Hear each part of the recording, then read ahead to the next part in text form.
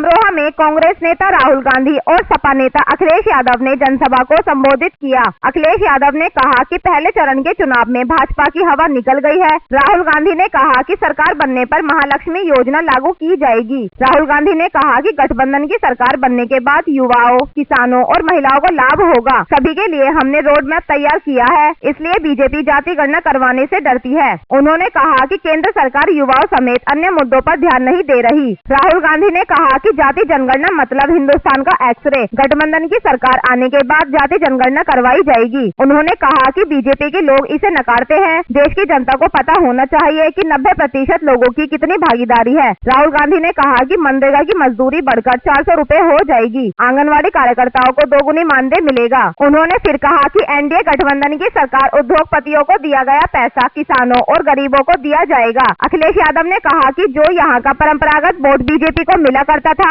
वह भी खुलकर विरोध कर रहे हैं। ऐसे परंपरागत वोटर भी भारतीय जनता पार्टी के खिलाफ खड़े हो गए हैं। हम हर हाल में गठबंधन के उम्मीदवार को जिताएंगे। कार्यक्रम को संबोधित करते हुए सपा राष्ट्रीय अध्यक्ष अखिलेश यादव ने कहा, तो केवल अगर हम 60 लाख के परिवार के लोगों की नाराजगी को गिन लें, अगर एक परिवार में 3 लोग इस सरकार से नाराज हैं, तो 60 लाख बच्चों का पेपर लीक किया इन्होंने।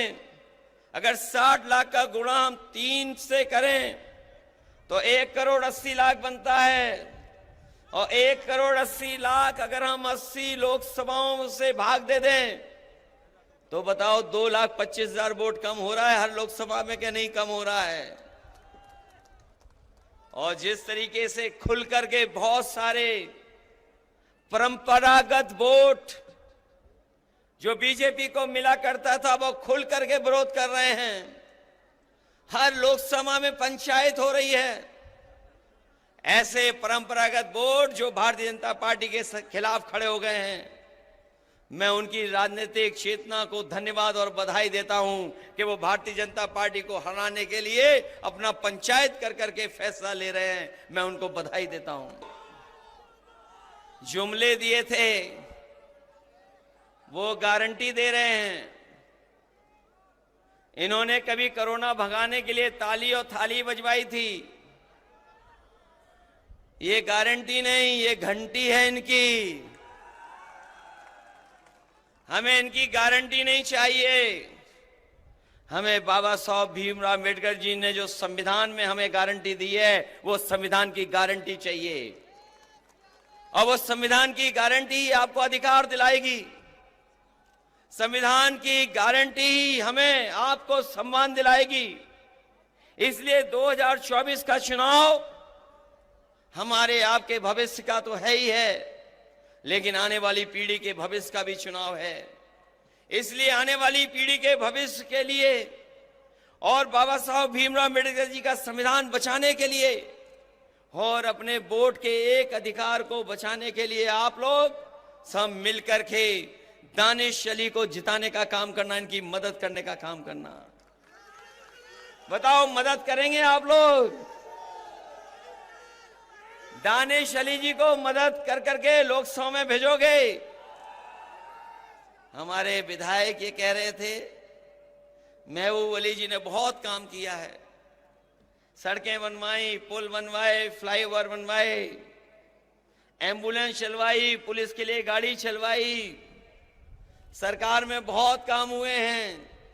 सड़कें बनी और ये स्टेडियम भी बना। काम में कोई मुकाबला नहीं है। लेकिन अगर यहाँ के लोग ठान लेंगे तो पहले बहुत वोटों से जिताया था,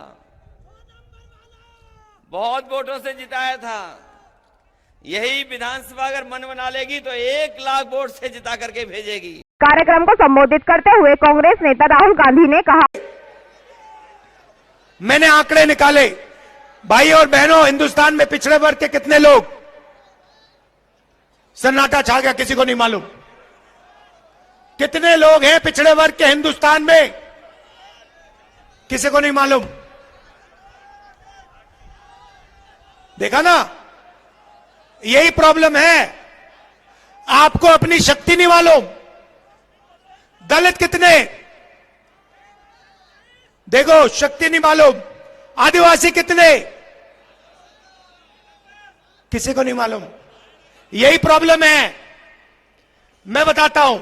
सबसे पहले आदिवासी 8%,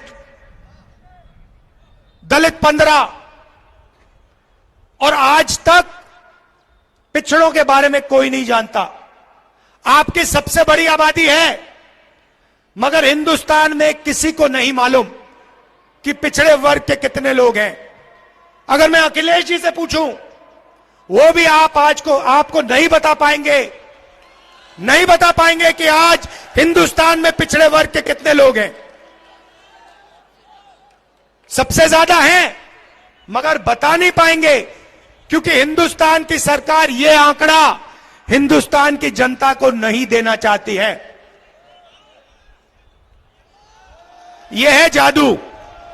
भाई और बहनों, मीडिया के मालिकों की लिस्ट निकाली मैंने, मीडिया की बड़ी बड़ी कंपनियों की लिस्ट निकाली, ये जो एंकर्स है ना हिंदुस्तान में, इनकी लिस्ट निकाली, बड़े बड़े पत्रकारों की लिस्ट निकाली। भाई और बहनों, इनमें एक पिछड़ा नहीं मिला मुझे। एक पिछड़ा नहीं है इनमें, एक दलित नहीं है, एक आदिवासी नहीं है, एक गरीब जनरल कास्ट का नहीं है, एक माइनॉरिटी का नहीं है। मतलब 90% हिंदुस्तान मीडिया में है ही नहीं। कैसे आपकी बात लिखेंगे ये? अब आप कहोगे, मुझे कहोगे राहुल जी, पता नहीं, आप कहोगे राहुल जी हम मीडिया में कंट्रोल नहीं चाहते, शायद आप कहो।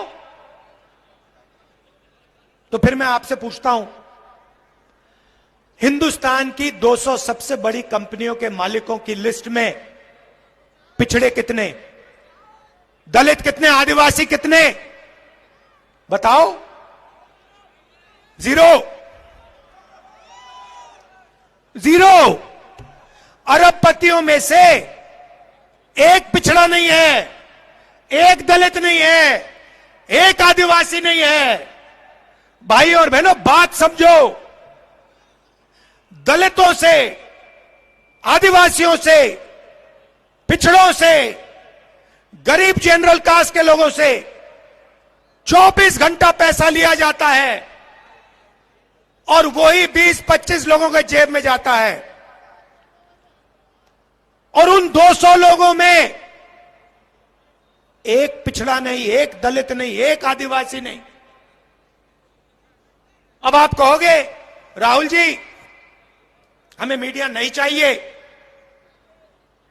हमें कॉर्पोरेट इंडिया में भी अपना कोई आदमी नहीं चाहिए। पता नहीं, क्योंकि इसके बारे में आप बोलते तो कभी हो नहीं, मैंने कभी सुना नहीं। कभी पिछड़े वर्ग के किसी भी व्यक्ति ने मुझे कभी नहीं कहा कि भैया राहुल जी कॉर्पोरेट इंडिया में तो हमारा कोई है ही नहीं। तो या तो आपको मालूम ही नहीं, और या फिर आप अपना आदमी वहां चाहते नहीं हो। यही दो चीजें हो सकती है, और तीसरा तो हो ही नहीं सकता। तो फिर मैं आपसे कहूंगा ठीक है भैया, आप कॉर्पोरेट इंडिया में नहीं चाहते, आप मीडिया में नहीं चाहते, आप प्राइवेट अस्पताल नहीं चलाने चाहते, आप प्राइवेट कॉलेज यूनिवर्सिटी नहीं चलाना चाहते, सरकार में तो भागीदारी चाहते हो ना।